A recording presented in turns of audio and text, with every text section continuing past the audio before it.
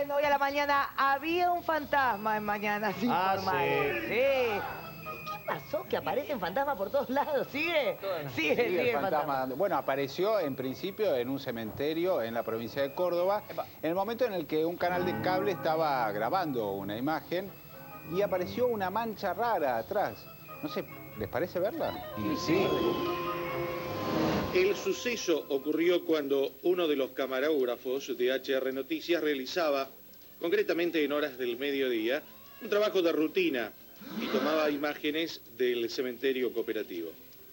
La sorpresa fue que al editar estas imágenes se comprobó la llamativa aparición de un hombre vestido de negro que caminaba sobre el techo del lugar.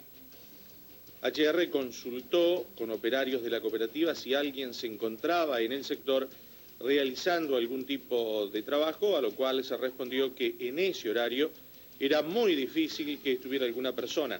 Y el mismo encargado señaló a este medio que en el momento no se estaban realizando trabajos en el lugar, por lo que la repentina aparición de este misterioso sujeto en las imágenes parece en principio algo extraña.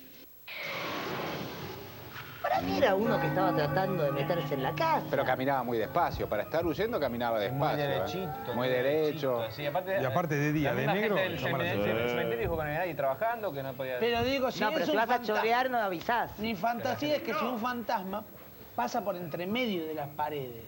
Y ahí Claro. ahí me parece que también, Atravesó una pared. ¿A dónde? Y sale del otro En la lado. imagen se veía atravesar una Vos pared. estás leyendo mucha fantasía. Estás... Muchas Mucho, orquídeas. iba a decir algo por el estilo, pero me lo tragué antes. Vamos a hablar con el licenciado Alejandro Parra, psicólogo, presidente del Instituto de Psicología Paranormal, para ver si esto es un fenómeno Ahí está. de aparición. Mira. ¿Qué tal, Alejandro? Hola, ¿cómo estás? Queremos saber si efectivamente eso es un fantasma. Las imágenes que se captan por lo general en video, fotografías y otros testimonios, sobre todo de este estilo, son en principio dudosas.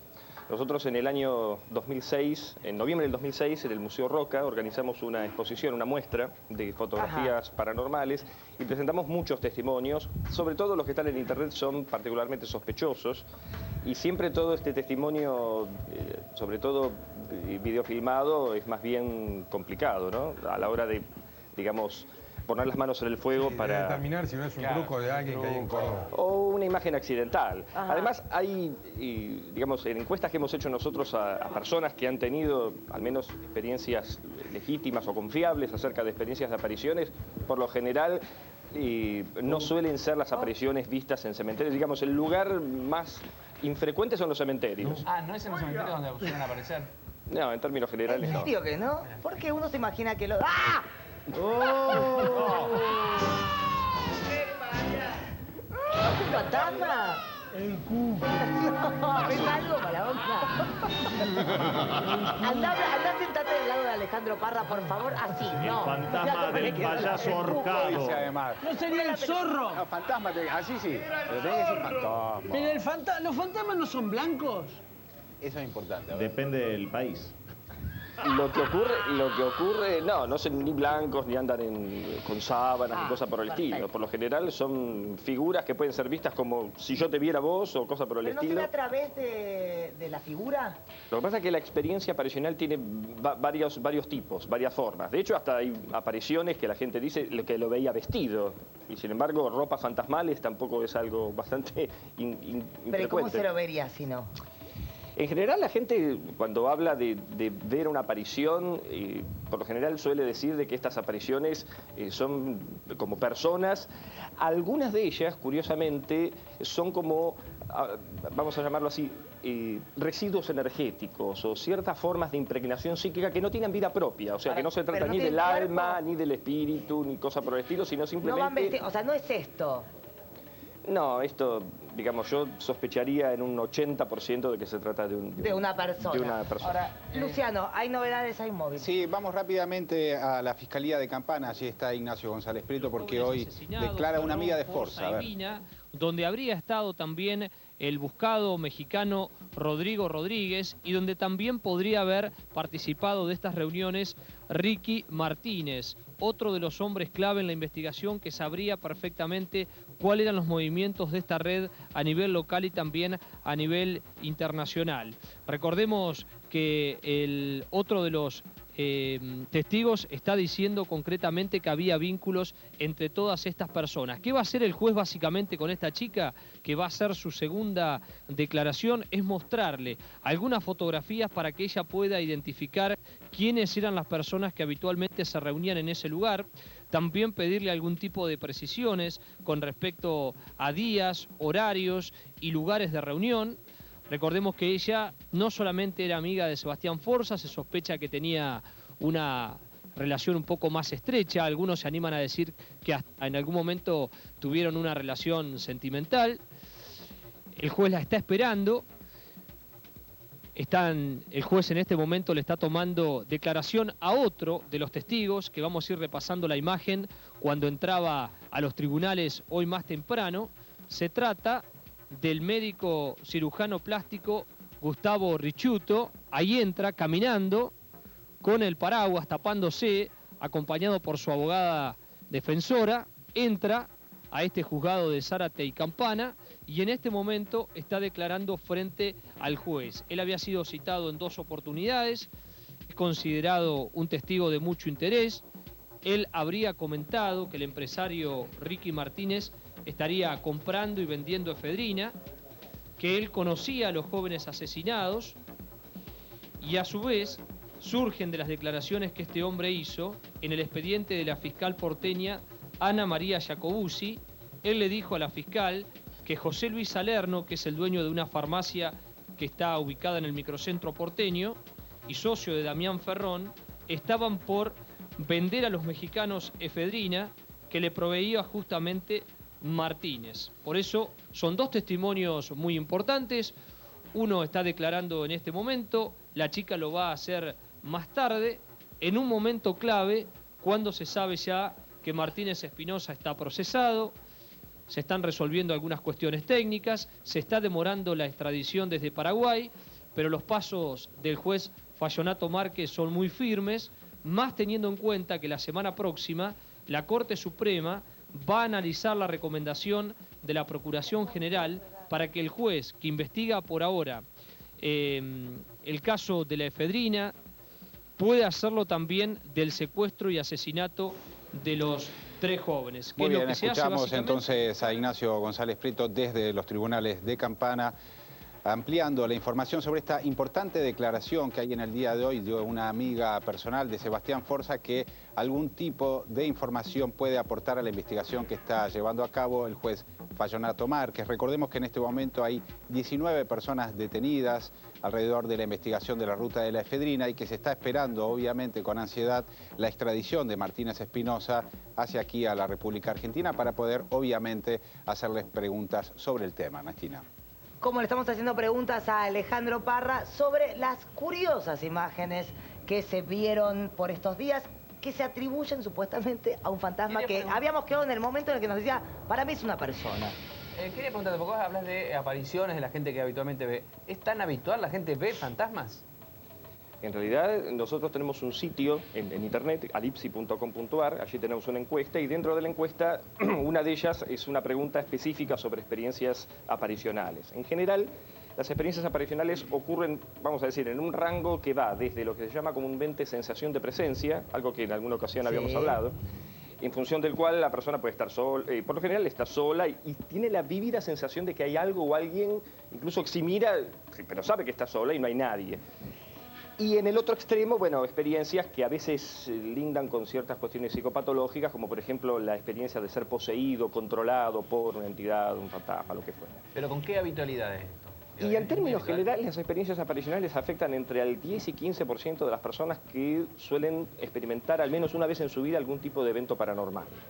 entre el 10 y el 15%. Curiosamente, también ese 10-15% es de personas que también han tenido algún tipo de experiencia alucinatoria, con lo cual la relación entre la aparición y la alucinación es una línea muy fina, en función de la cual todo depende de qué tipo de información esa aparición transmite. Por ejemplo, hay varios casos famosos por ejemplo, hay un escritor que en cierta ocasión relataba que mientras estaba en una cabaña, él ve a su padre que había muerto sin haber jamás dicho dónde había un pequeño cofre con monedas de oro que habían desaparecido y nadie las encontraba. Cuando él va a esa cabaña, en cierta ocasión, en el momento de irse a dormir, aparece su padre inexplicablemente y le señala hacia el piso. Y él, que no sabía nada de esto, justamente frente a la insistencia en silencio de esta aparición que se había presentado en ese momento, levanta el piso de madera y encuentra finalmente el pequeño... Ay, ¿no sabrá dónde están las monedas para viajar en colectivo? Claro, pero es 78 que va a ¿Por qué no le pregunta a ver si me va a aparecer las monedas? Que venga y haga. En general lo que pasa es que no hablan, que no dicen nada, es todo con señas. Digo, ¿nunca se supo de un fantasma que diga algo? Bu. Aparte del bu, en general las ¿Dicen experiencias... bu? ¿Alguna vez un fantasma dijo bu?